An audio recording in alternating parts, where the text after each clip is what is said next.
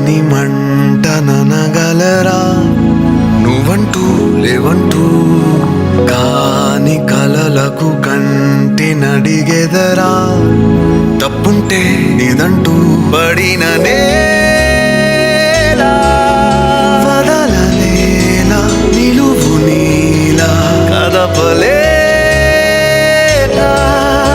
ఎదురుగాలే చెదిరిపోదా కాల్చొద్దు అంటే కాదు స్వర్ణం ఓడద్దు అంటే లేదు యుద్ధం లేకుంటే కష్టం అందరూ బిజీగా ఉన్నారు సార్, తర్వాత రమ్మంటున్నా. ఎవరి కోసం మారదద్దు పిల్లలాడిచ్చే వయసులో మనకాట్లేదు బా.